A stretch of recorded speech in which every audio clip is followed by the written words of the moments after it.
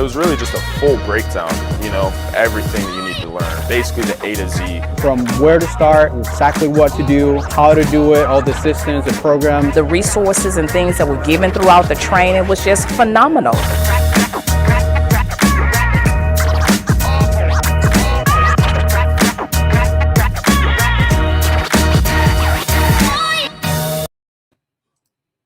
What's up, everybody? Happy Friday. Welcome to the Deal Desk. I'm really looking forward to today's guest. If this is your first time watching, basically the way this works, we call live leads. We get to know the guests a little bit more. We make live calls on your leads. It's not too late to submit your leads. If you want to submit your leads to be called live, head over to the ritoolbox.com.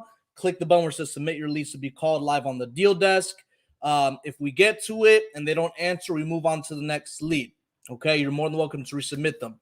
This is on YouTube. It's free. Every guest I bring on here, I respect in the industry. They're well known in the industry. I want you to take bits and pieces of everybody's style and, learn a few things. Implement it in your style, in your business, in your company, your team, right?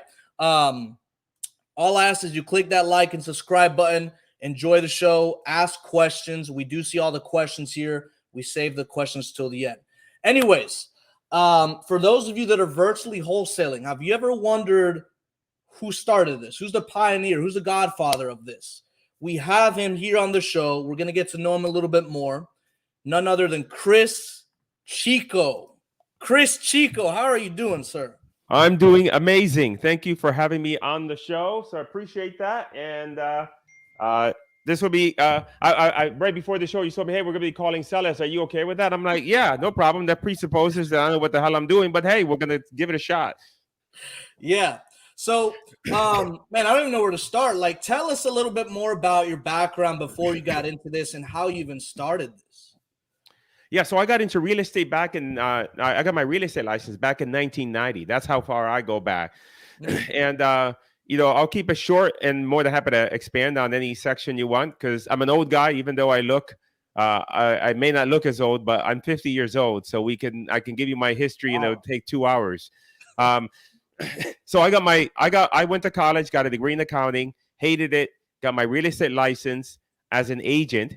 I didn't do well as an agent. And then by circumstance, I got the opportunity as an agent to help banks sell their foreclosure properties. That's kind of how I got into the world of investing. So I did that for about 2 or 3 years. And was just, again, this is when banks took over deals and now they have to sell it through a realtor. I was a realtor that was in charge of handling that asset. And then what happened is there was an investor that was buying most of my deals, a good portion of the deals. And one day he said, hey, why don't you come work for me and I'll show you the business. I didn't know what the hell the business was because I didn't even know what wholesaling was. And so I worked with him. I worked under him for a year. In that 1 year, I helped him buy and sell 50 properties. I got paid peanuts. They only pay me like $1,000 per deal.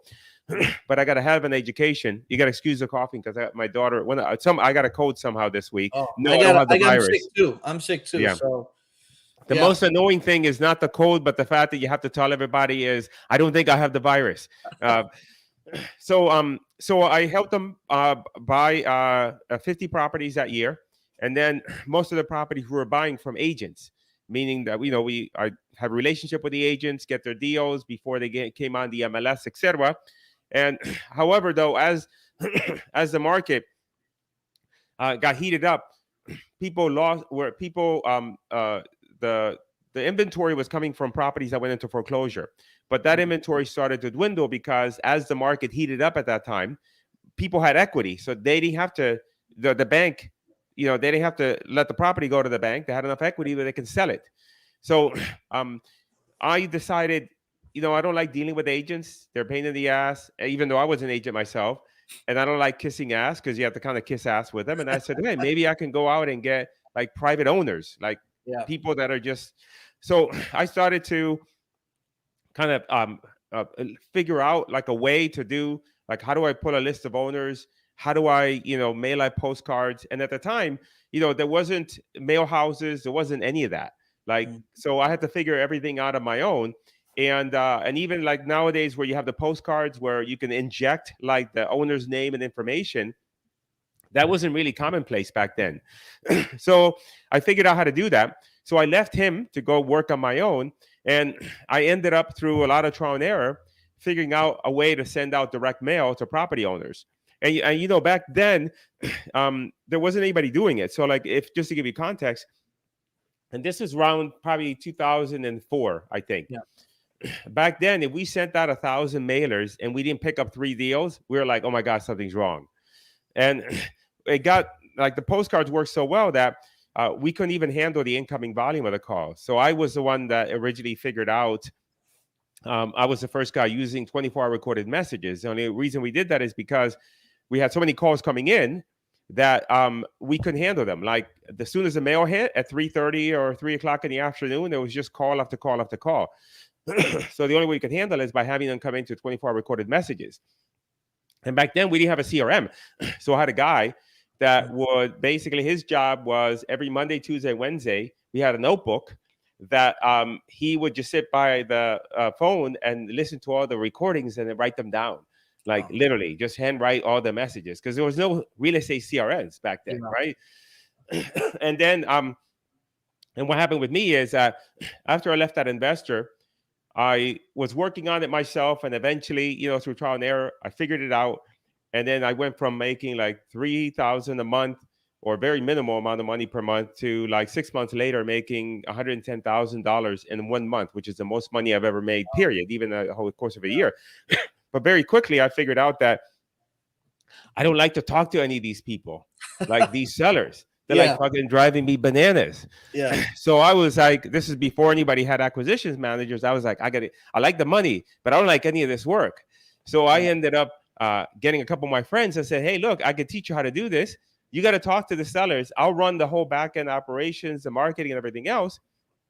So that what I had is, you know, the calls would come in, and then, you know, they would be the one handling the sellers. So I just handled the marketing and the back end, because nobody had knew how to do what I was doing. And then I had the buyers list. So, you know, I was in charge of working through that. But pretty much, you know, I had like 3 guys doing all the calls, and I was just kind of in the background. And so then that's kind of, I had free time. So I started to learn about internet marketing. And then I started to think, well, gee, you know, is it possible that I can maybe just send out mailers and do this in other parts of the country? So I started off in, and back then there was no tools, right? So, you know, I did a mailer in like Jacksonville, Florida. But that was like, how am I going to find these buyers? And I thought, well, you know, I'm mailing absentee owners, which are the people that have owned the property for a very long time. Well, I could just mail the people that just bought a property. Those might be buyers. So I created a squeeze page. And this doesn't work now because now it's commonplace. But back then, you know, nobody was using websites and squeeze pages. So I just sent out a postcard with a squeeze page. And I was just build a buyer's list in that market. And, you know, back then, this is around 2006 or so when I was doing virtual. You know, there was no Google Street View. So I had to just, you know, find a guy on Craigslist that had a digital camera that knew what the hell they were doing with it, and then could take photos of the property and send them to me. And even like comps, now we know, and now we all know that like Texas is a non-disclosure state. Back then, I didn't know that Texas was a non-disclosure state, and I was using RealQuest. So RealQuest are using some really funky algorithm, and when you looked at the comps, the comps were showing up like, oh, this house sold for $42,375. This house sold for, and it didn't occur to me that this was a problem. I just thought that, wow, people in Texas sure buy houses in weird numbers, right? That's what I thought. Yeah. And then I realized, no. So what happened is that it was around 2007 where I was studying internet marketing, and I thought, hey, it'd be cool to see if other people would be interested in this. And so I just took all of my tutorials and videos and everything that we were using operationally, and I created a membership area. And I was actually, you know, back then when people sell courses, they were selling them with books and tapes. Yeah. But I was too cheap, and I was like, I don't know if nobody's going to buy this stuff. What if I make all these books and tapes and DVDs and nobody buys? Now I'm stuck. So I had this crazy idea that I told my friends. I'm like, hey, maybe I could create a membership area, and then people would just log in. And I remember telling some of the gurus, they're like, oh, that never works. People want like books and tapes and DVDs. And I'm like, I'm not going to do that. So I was like one of the first guys to create like a membership area for my real estate course. And so then it was around 2007. that I registered the term virtual wholesaling, as a term, and that's what I was doing. And so we were doing that and doing direct mail, and our main strategy was direct mail. And then the postcards just didn't work as well as they used to. Right. And around 2013 or so, 14. And have you ever seen those postcards that say third notice, property notification, and it's just like a blind, and it's just a 1-800 number? So that I created those cards. I was the originator of those, because what happened is that I was like, well, if everybody's mailing these people, how much, what's my advantage? I said, well, if only I can get the phone number, I can just call them. But back then there were no skip tracing services. So I thought, well, if I can get them to call the 800 number, now I got them. Now we just call everybody who calls the 800 number. And so that's how we have figured out how to do, I call it skip tracing 0.1, because that was our way of skip tracing, right? Just by getting them to call the number. Yeah. So we did that, and we were doing a lot of postcards. And I always kid around, we do a lot of postcards, but then eventually just direct mail just got tougher and tougher and tougher. And then just because it was easier to get the list then, but when I started, lists were hard. Now you could go to lists, you can go to Mail House and everything else. So then I started to think about, hey, where else can we find deals? And at the time, nobody was doing digital marketing, not at any tremendous amount. So, and nobody was really doing Facebook. So I started going the path of Facebook. And this was around 2016. And so trial and error, our first version of that was we were targeting zip codes. So we would make the ad and the image and everything around the zip code. So using the same direct mail, and that worked like gangbusters until Facebook decided, oh, you can't advertise by zip code anymore. So then we had to pivot. And then our pivot was, oh, it works. Facebook works really great if you just target like a really wide area. Instead of just targeting a small area, we would just target like a huge area. And so then through trial and error, now that's kind of what we do. And so that's transitioned into more of nationwide wholesaling, where now we run digital marketing, we run ads, and we get, many times we do deals in markets that we didn't even know the city even existed until we got a lead in. And we're like, oh shit, hey, there's population and civilization, etc.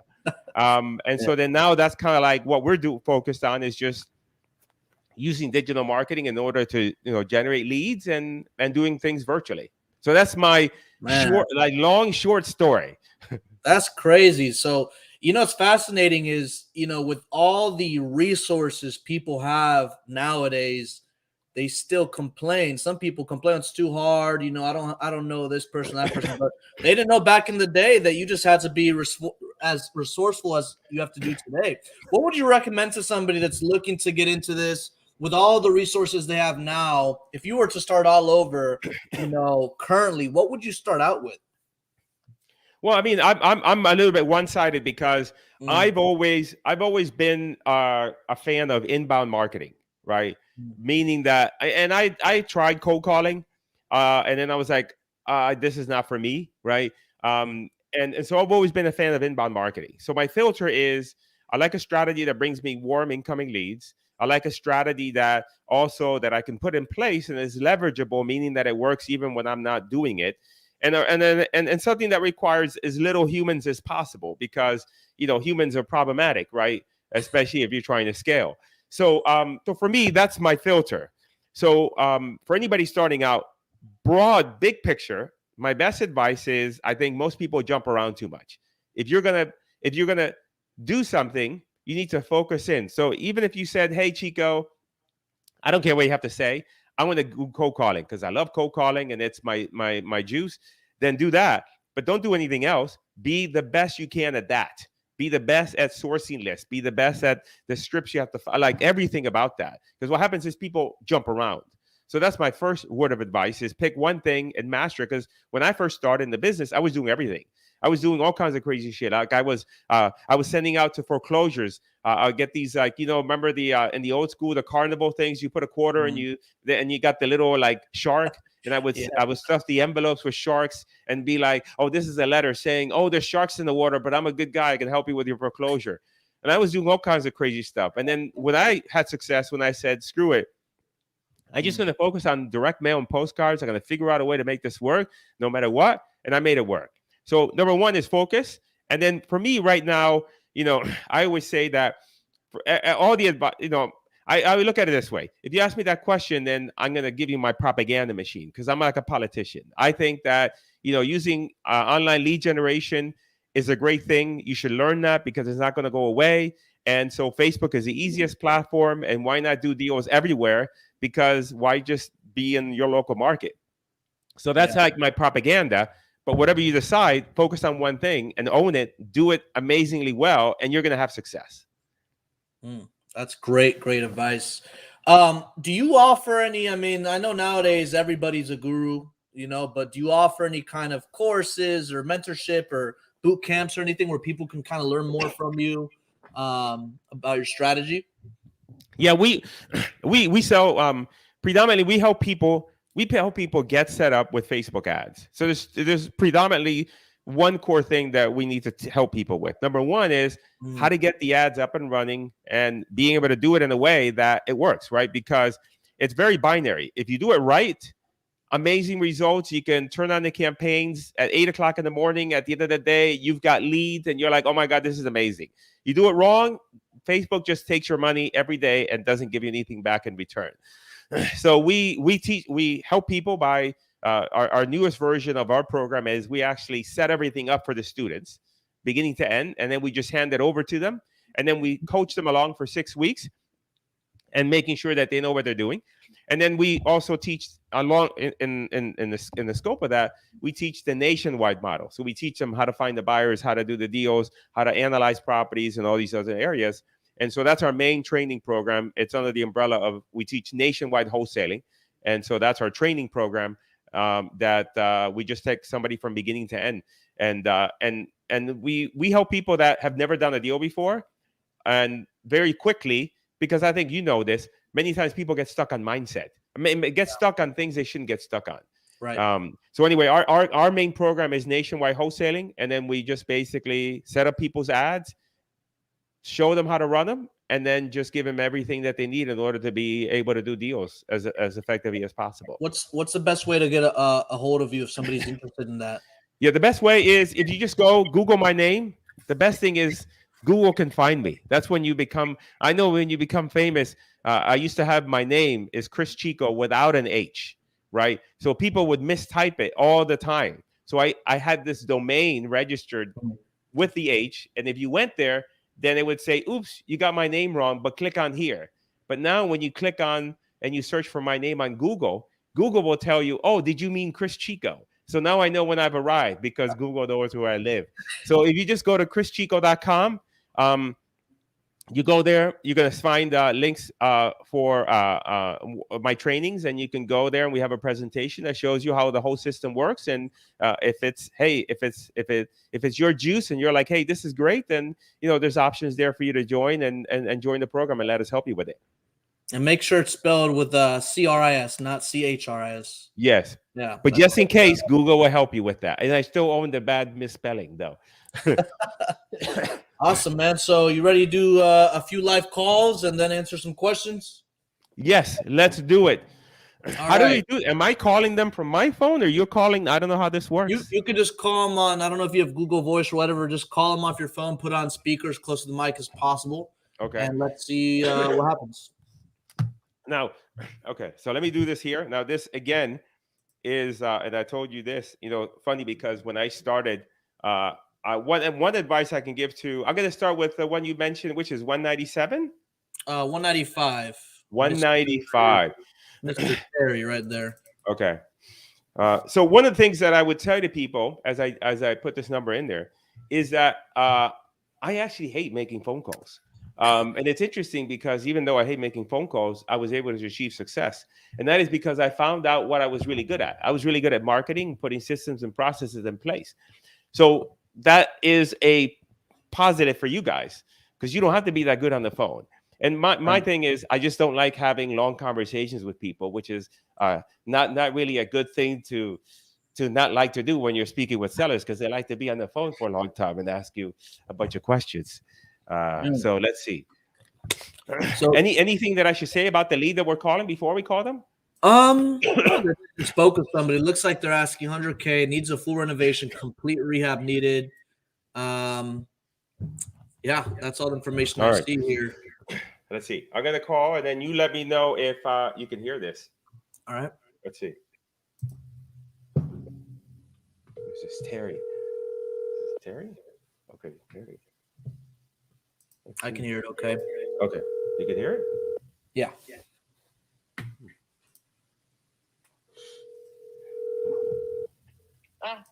Hi, is this Terry? This is who?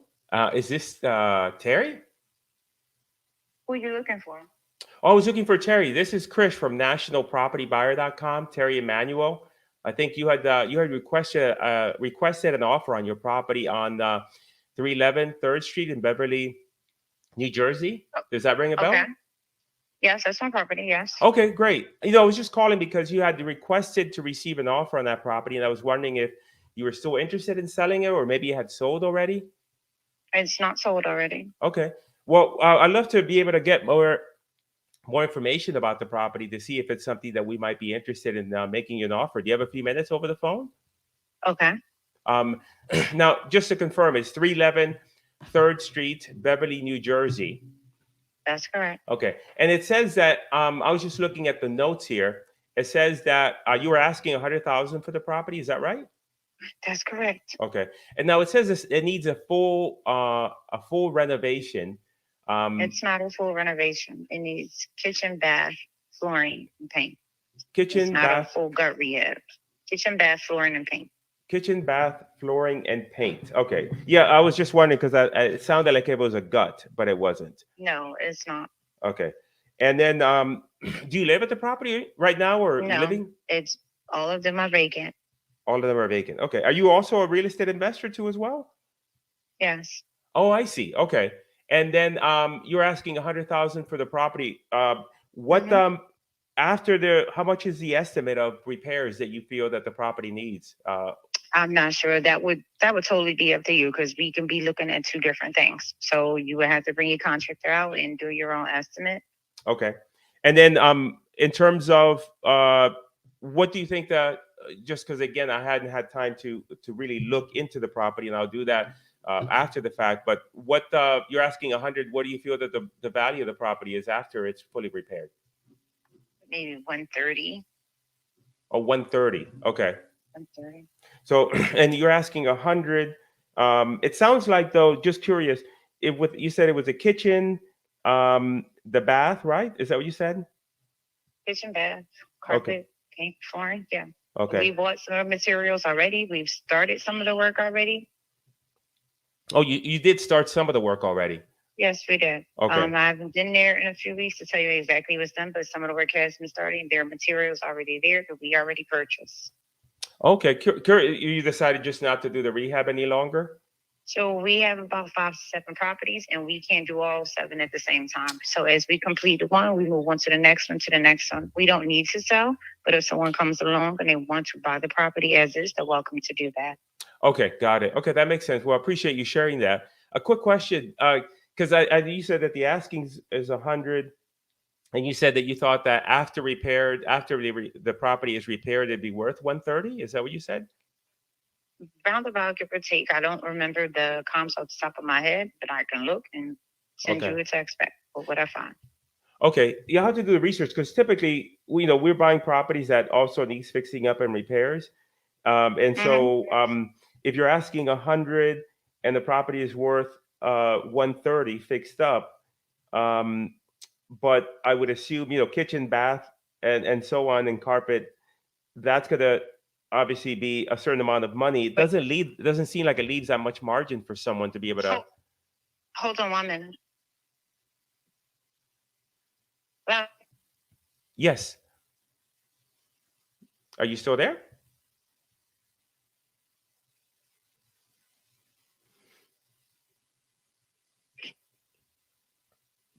okay, I'm back. Okay. Yeah, I was just wondering because. So do you want to run your numbers and then do you want to just get back to me? Do you have any other questions before we go and you can run your numbers and then get back to me? No, I'll do that. I'll run the numbers Okay. and then I'll come back to you based on the numbers you gave me. Okay. Okay. All right. Thank you. Mhm. Chris, how do you usually deal with investors? Are they like worth? I mean, do you find that you get deals from investors? Are they worth even talking to? You know, what do you think about Yeah, that? I have found in the past that, I mean, our best client is somebody who's a private owner. When I'm looking at this, and there's a couple things about her. Number one is that she seems very, she's just, her personality. I always say that the way the conversation rolls in the beginning is an indication of how it's going to roll throughout the transaction. If they're difficult at the beginning, they're going to be difficult all the way through. Now, part of that is, you have to filter that. Okay, they're just having a bad day, and it's just like that moment in time, or something else. Here, my assumption is, okay, she's an investor. She knows what she's doing. She's saying that she's asking 100, and kitchen, bath, and carpet, and she thinks it's worth 130. And I'm like, well, how does that, but so I'm just trying to, my question to her was just, hey, I'm just trying to get a clear picture. I'm an investor too, looking to make a profit. How the numbers don't really pan out? At which point then she was very standoffish. And so at that point, I wouldn't even on this type of deal, my research would be minimal, would be nothing, because I just think that this person is a pain in the ass. She's an investor, and she's not our typical type of client that we have success in dealing with. And so I wouldn't do anything else with this. Okay, awesome. I know. What do you? Would you agree or disagree? No, I completely agree, especially if they're unrealistic about the numbers. I like that you said that the beginning of the conversation is indication of how the rest of the conversation is going to go. Very true. Yeah. Especially with somebody unrealistic. I tend to not spend as much time with those people, but I always pick my battles. If somebody's just very unrealistic, regardless of what I say or what I do, it's not really worth my time, continuing the conversation. Yeah, the one thing I would tell everybody too about these calls is that you want the outcome, but don't be attached to the outcome. Meaning that, hey, you always think of it as, if you have new leads coming in the next day, you're like, okay, well, look, I want to do a deal, but if you're a pain in the ass, and I got other people that are coming down the pipe, so I'll just deal with them, not with you. Yep. That was New Jersey. The next one is also in Jersey. Over here, Mr. Is that an L or an I? Fadl? I don't know how to say that name. Fadl, VJ. VJ. Fadl? I don't know. Yeah. Now this is a double vacant lot asking. So, like, for example, on this one here, this is just kind of part of this is another lead that typically, historically, we don't have success with. It's a vacant lot. I always think about the things that we have the most success with are commoditized housing, meaning it's a house that we can clearly get comps for, that there's similar homes in the area that we can look at and say, oh, we think that it's worth this compared to everything else. Whenever we start getting into anything speculative, then our chances of putting a deal together could start to decrease, right?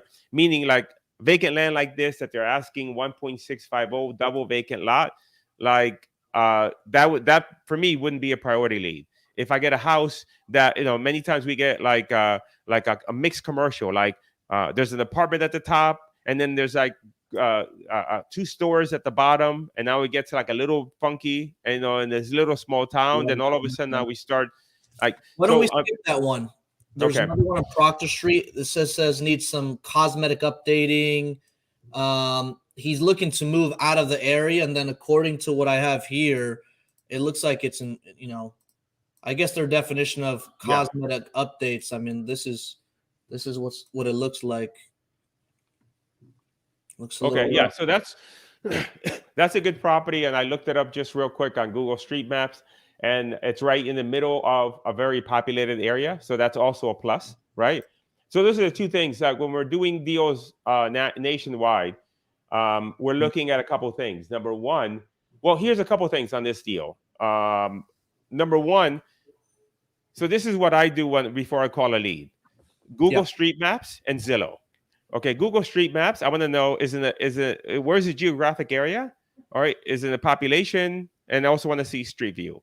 Number two is I want to go look at Zillow, and I want to know, does this property show on Zillow?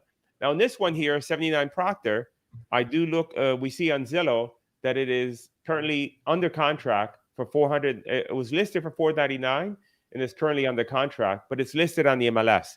So we wouldn't even call this lead. But I'm more than happy to call, and I'm more than happy to call and mess around with them. Yeah, no, we don't have to, but that's a really good point to bring up, because one of the biggest questions people get, like, even if they're doing direct to seller, sometimes when they get a call, the person says, "Oh, I'm interested in a cash offer, but it's listed." What does that conversation sound like when they tell that to you from the beginning? Well, for this particular property, I see the listing on Zillow. It was listed on May 5th, and now it went on the contract. Mm-hmm. So this one here would be a definite no, because it's on the contract, right? However, let's say that we have somebody that is listed on the MLS. I look at the MLS and it looks like it's been listed for a while. Now, that doesn't eliminate it. However, there's two things. Number one, if there's any chance of us putting this deal on the contract and making money, we have to be able to get it for significantly less money than what's already listed for, because otherwise, if it was a deal, it would have been sold by now on the MLS. If it's not sold, it means they're asking too much. So we got to be underneath that price. Then the conversation with the property owner would be, okay, I see that you have it listed. If you sell it to somebody like myself directly, do you still have to go through the agent? Right? Because if they have to go through the agent, then that might create an obstacle course, because now the agent has to review the contracts. Agent may ask for just makes it more of a pain in the butt. Or they might say, no, the agent's my friend. I just tell him I want it off the MLS and that's it. Okay, great. We can work with that. So we want to query and see, like, what happens if you sell to me? You still have to go through the agent. So those are a couple of different things that we think about when we're dealing with properties on the MLS. Love it. There's this one in Georgia. I'm taking a look at. You want to give that one a shot? Yeah, this is in 198. I don't even know how to pronounce that. Let me see. That city. Let me pull up the property. Smyrna. Yeah. Yeah. Now, just for everybody's sake, I'm not a fan of. So if we're going to call the owner, I'm not a fan of doing any significant research right before you get on the phone with a call with the owner, because then you end up doing a bunch of research, and if you don't get a hold of them, or if they're completely insane, then you just wasted your time. Yep. But generally, I'll quickly put it up on Google Street View and pull it up on Zillow, and at least give me some sort of idea of what I'm looking at. So that one looks like a good one. So let me go ahead and dial that one. You never run comps before you call, right? No, because I don't know, often the only thing I look at is, like, on this property, they're asking 335 to 340. I look on Zillow and it says 362. So now that conversation is more of a, you're asking this much. Typically, we're looking to buy properties that need works and fixing up. So we need, we wouldn't be able to buy retail for the property. Would you consider, so it's more of like knowing ahead of time without too much information, but knowing, like, okay, this is how this conversation, because in your mind, once you've been through much of these conversations, you kind of have like 3 or 4 different scenarios depending on the property and what you see initially, that that you're going to go down the track, right? Depending. So I think that's probably about the most work I do. Okay. Does that make sense? Yeah, no, absolutely. All right. 4.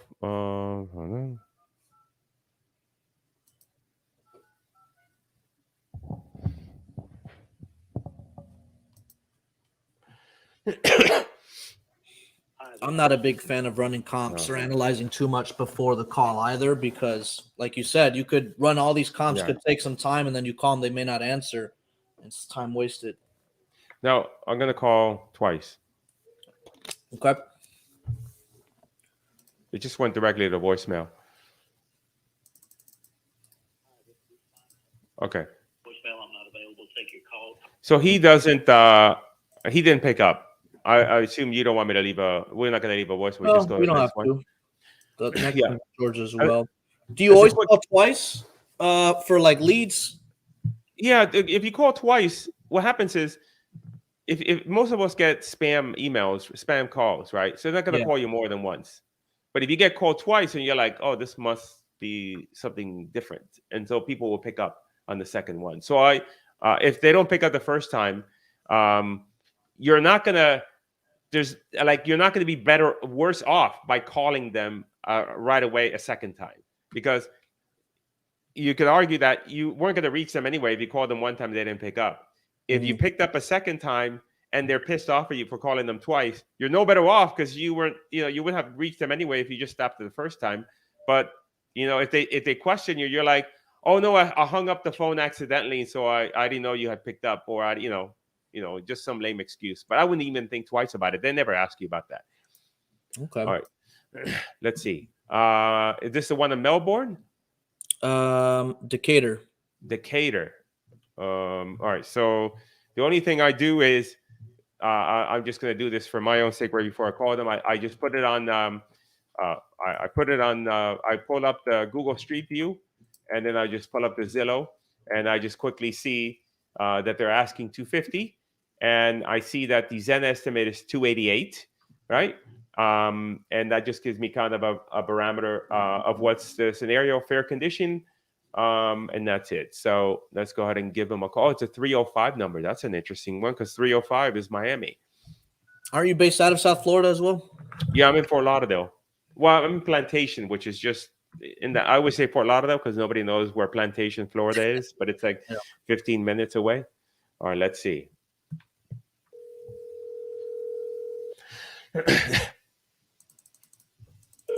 Bob.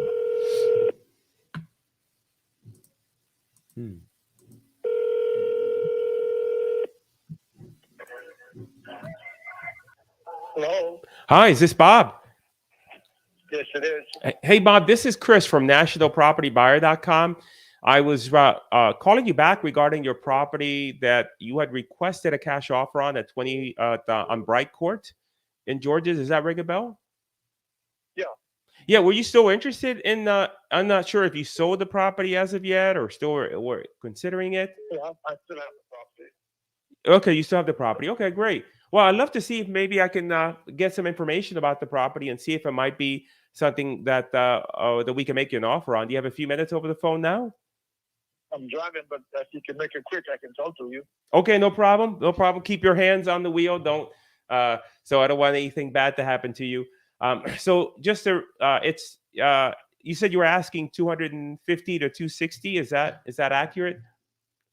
Oh yeah. Okay. And since I spoke with you, I had a roof put on it. Oh, you put in a brand new roof on it. Yeah. Okay. Does that mean that then? So now, being the fact that you have a new roof on it, what do you think your asking price is now, or will be?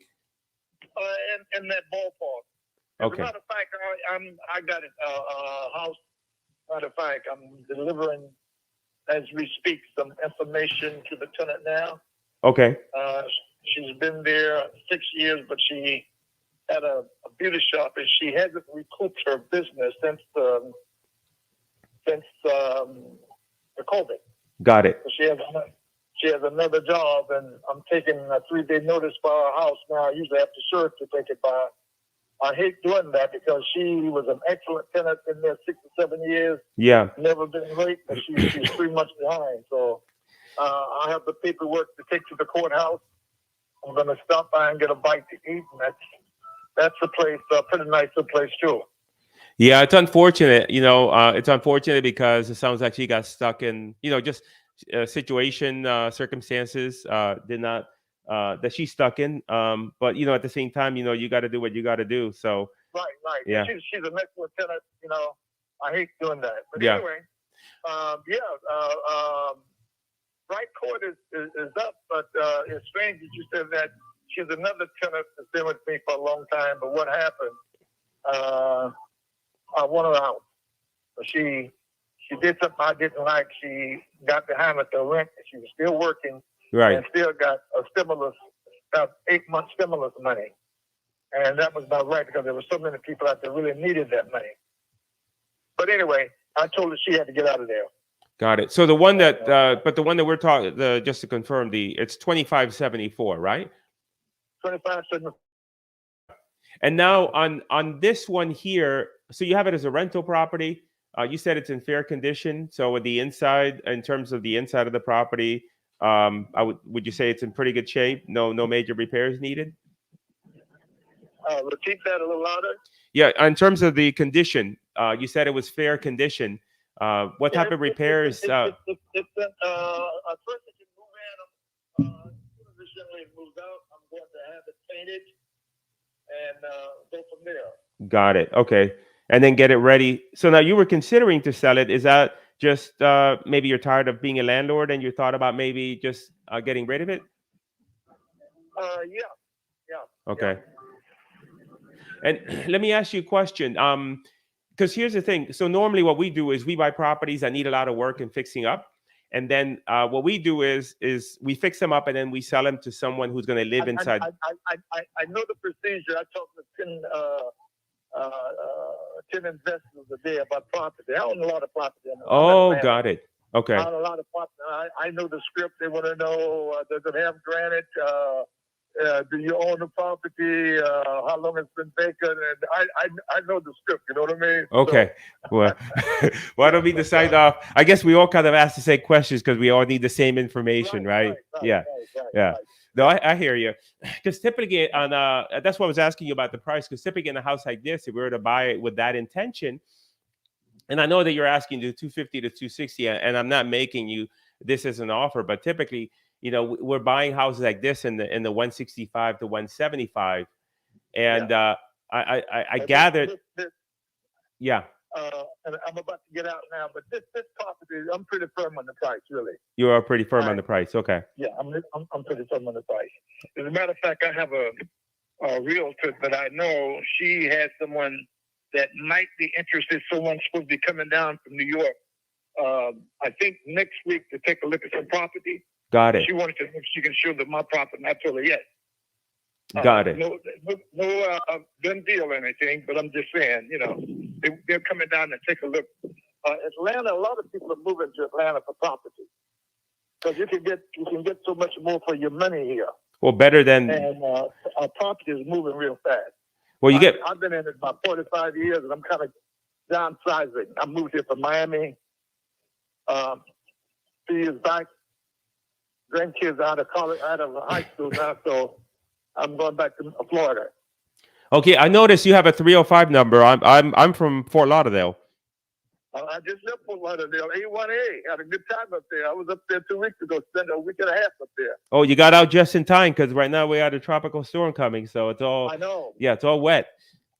Well, I was a school administrator down there for about 35 years, but I've always been in rental property because my parents been in rental property. Oh wow, but excellent. I retired from the school system, State County school system. Oh, that's so.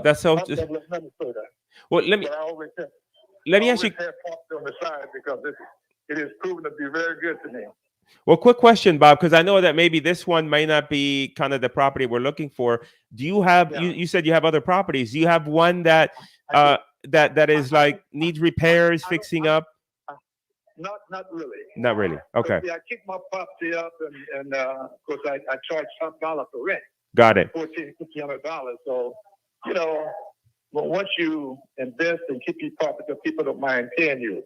But listen, get back with me. We're finished talking. I'm about to go inside of a building right now. No, not a problem, Bob. Good talking to you. Okay. Thank you. Bye. Nice. Yeah. So on that one there, if you notice, on that one there, I'm a fan of at least throwing a number out, even though I don't know the value. So if you notice on there, I said, look, you're asking 250 to 260. I noticed. Obviously, I didn't say that to him, but I noticed Zen estimate showed 288. And I said, well, I started to tell him normally we buy properties, fix them up, and he stopped me because he's an investor. He's already talked to quite a few ones. So that gives me a little bit more of an idea who I'm dealing with. But I said, hey, normally, you know, we're a property like this. I'm not making an offer, but, you know, we'd be buying like a 165, 170. Yeah. So rather than me saying, I'm going to make you an offer of 165, I'm saying, hey, this is kind of where we normally are. And I wanted to see his reaction, to which he said, no, I'm pretty firm on that price. And then he mentioned he had somebody else coming in, etc. So to me, you know, would I call him back? The only thing I asked him was, hey, do you have any other properties that need work and fixing up? Because maybe he might have a turd that he wants to get rid of. But he made a comment that he didn't have one. And so then I'm not sure if it would be somebody that I would be calling back. Okay. That's my Awesome. take on it. I don't know what your take on it is. You might say, Chico, you're a fool. No, I mean, if it, typically when people are pretty firm, and they get a bunch of calls, I do follow up with them in the future only because if they're firm on that price and they're not getting the price they want at the, the time frame they may want it, maybe their mind may change, but it's not somebody that's really motivated to sell. So yeah, it's not really a super priority. Did you want to do a couple more calls and then we'll get to Q&A? Yeah, we could do that. All right. So this next one is in Harbor City Boulevard, but I pulled it up. It looks like it's a condo. It doesn't have a unit number though. Needs some cosmetic work. Looking to downsize and move is the reason for selling. Mr. Fried. Oh yeah, she didn't put we don't have an apartment number. Okay. Yeah. 270. All right. Generally we don't do condos. Okay. That one then. You can call that one Georgia if you want. Yeah, let's do that one. We don't do condos because the associations are a pain in the ass. Oh man, I don't normally swear, but on this one, I've been swearing. Is it me or is it that you're bringing out the worst in me? I don't know. I don't know. It's maybe because you don't like talking to people. Maybe because I'm not I don't like talking to people, and I'm angry. Live calls like what? Yeah, I'm angry that you're making me talk to these human beings. I'm like, damn it. Gene said, "Drink some water." Who's that? Gene. Oh, Gene. Drink some water, Chico. Yeah. Well, I have Invisalign and a cough. So. Oh man, that's tough. But that's my problem, not any of you guys' problems. That's 6, 7, 8. Lake Swan. Now, mind you, when I call these people, just for everybody's sake, I always say, "Hey, I'm looking for Dennis. Is this?" Like I just call people by their first name, and then I always say, like, I always say 3 things that I can, in their mind, they're saying yes to. So it's always the same script. "Hey, Dennis. Hey, this is Chris from nationalpropertybuyer.com." So that way they know immediately who I am, and my website and domain immediately tells them what I do, right? Without me having to explain it. And I say, hey, and I just mentioned 3 things that they can reaffirm and said yes. And then I'm always saying, okay, great. If you have a few minutes, love to chat with you about the property. Got to, so that's if you after a couple of calls, you realize that I'm saying basically the same thing over and over again. Process. No. Not picking up. Oh, they changed the number. Jesus. What do you do in that scenario in your business? I mean, if it's a really hot lead, you can skip trace them and try to find the number, find some other way, to get a hold of them. That's what I would do. You can search for the owner. This one is a peculiar. Well, Dennis West is not a peculiar name. So, but you could do. I would just do a skip trace and see if you can find alternate numbers for them. Okay. This one on Thomas Run says it's under contract, so I don't know if you want to. It's worth calling. This is it says under Zillow. Yeah, it says it's under contract. It's been on there for 200 days. Jesus. Oh my God, that's a real looker there. Well, it actually looks better on the inside than it does on the outside. Under contract, what I look at would be is pending sale. It was on the it was yeah. I mean, we could give them a call and just see if they might tell us they're sold. This is in what was this one? This is in Maryland. Yeah. Oh, yeah, that's right. Okay.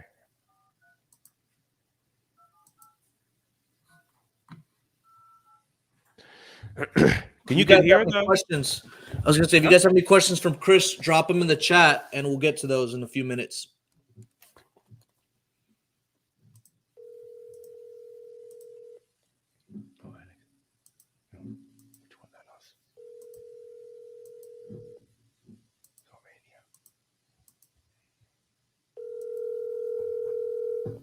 I didn't even know what. Oh. Hello. Hi, Sylvania. Yeah, who's this? Hi, Sylvania. This is Chris from nationalpropertybuyer.com. I was calling about your property on 2148 Thomas Run Road. You had requested an offer on your property, and I was just calling to see if it might still be available for sale. So how much is your offer? Oh, I don't know. I have to get more information from you about the property. I was just, you had filled out a form requesting an offer, and so I was just calling to see. Huh? Excuse me. Okay. Actually, I have an agent right now, and there is already an offer of $300,000. Oh, wow. And so, yeah, $300,000. And so I just don't know when we would close it. Okay. But probably you can call me after 1 month. Okay, I'll follow up with you. Sounds like a great offer. So hopefully everything will turn out well for you. But I also have another property. It is at 641 North Paca Street. You might give me an offer on that. Tell me the address again. Paca, Paca Street. It's in Baltimore, Maryland. It is 21201. And then how much are you asking on that property? I would like 225,000. I'm sorry, repeat the number again. Your phone broke out. 225,000. 225,000. Okay. And is the property vacant or is it occupied right now? I am living in it. Oh, okay. So you're living in it. And and you said it how many bedrooms, how many bath is it? There is only one bathroom, but there are two bedrooms. There are 4 bedrooms. Okay. Is it a row house? It is a row house townhouse. Okay, perfect. You know, I used to live in Connecticut, and I now live in Florida, and I love. I always like that style of house. It just brings back a lot of memories. Although even if it's a row house, there is an alley between houses. Yes. Okay, I'm looking at it here, and then does the property need work or fixing up? None. Okay. And so just to give me an idea, in terms of like, for example, the kitchen, was the kitchen recently remodeled? Yes. Okay. And how long ago was that? Everything was gutted out, and we have hardwood floors. We have ceramic floors in the kitchen and in the bathroom. And there is a good backyard where I have a little garden there. And then it is right in front of a park. Okay, perfect. And so it sounds like you just remodeled it. Just curious, why are you deciding to sell it? Because I am 81 years old, and I would like to sell all my properties in Maryland. Oh, that makes sense. Okay, that makes sense. Yeah, the properties that we're typically looking to buy need fixing up, and so we go in and repair them, etc. So like in that area. In the past, when we purchase a house like that, like a row house, we're normally around that 150 range. And I know you said you're asking 225. This property is well improved. That's property we have. Yeah. It has hardwood floors. It has oak stairways. The stairs are made of oak, and the windows have all been replaced. Everything is new. Got it. Okay. Yeah, for us, I'm not sure we might be the right buyer for you. You might be better off selling that to a retail buyer, because for us, again, we would need to be somewhere around the 135, 140, 150. Yeah. And you just repaired it. So you might be better off just putting it on the market with an agent. Yeah, thank you for being so upfront on that. No problem. I appreciate it. And best of luck to you. And I appreciate our conversation over the phone today. So thank you. Thank you. Okay. All right. Take care. Take care. A couple of things I would mention about that. Just for people in general. Finding versus convincing, right? That's if you think about it, your objective should be to have an effective lead generation method where you're trying to find people that have the situation and criteria that would lead us to potentially do a deal with them, right? And so there's always a recipe for that. Property needs repairs. Sellers in a particular situation, timeline, they need to move fast. There's a recipe. And if a lot of times I think what people happen is that they try to do a deal and try to negotiate with somebody when there's no recipe, there's no option there, right? This is a lady that owns property, completely rehab. You saw that I tried to at least, throw a number in that low number without her feeling like, if you notice, she wasn't upset at me, right? Because of the way I phrased it. She was all right. And so that's one thing I would say is finding versus convincing. If I've got all these leads, I'm looking to find the ones that I think have potential, and those are the ones that I'm really going to try to do my best to follow up with and try to do something with. Something like this, you could argue, well, Chico, if you were like a ninja on the phone and you can convince that and this, I don't know, maybe, but it's a lot easier to just find somebody that has real motivation and has a problem property. The other thing I would mention is, there's sales training, right? But I think also having in mind of a nice customer-friendly service conversation, right? If you think about when you went to a nice hotel, like to the Ritz or whatever, or a nice place, and they had tremendous customer service or somebody on the phone, you remember that. And so I think that if you strive to just be great on the phone with people and have them feel like, wow, this is such a nice, friendly person. If you notice in my tone of voice, I try to be upbeat. I'm not trying to be like, hey, this is Chris. So I think all those things all lend themselves to a successful outcome. So it's never one thing. It's always a combination of things that makes a difference. I love that. It's better to get no deal than a bad deal. And you can't always, not everybody's going to be a good fit for you. And I just liked how you point her in the right direction. If you're not a good fit, you at least, recommend that she list it with an agent. She wasn't upset about it, which was great. Let's do a few Q&As. So Michael's asked, let me see here. How long has Chico been in the business? Oh my God. I have a real estate license since 1990 and investing, I think, as a real estate in the real estate investing world since probably 2002 or 3. I don't remember. It's been that old. Yeah. All right. Too old. Does Chris do any lease options or any sub-2 deals? What's your take on that? Do you do them? Yes. No, I don't do them.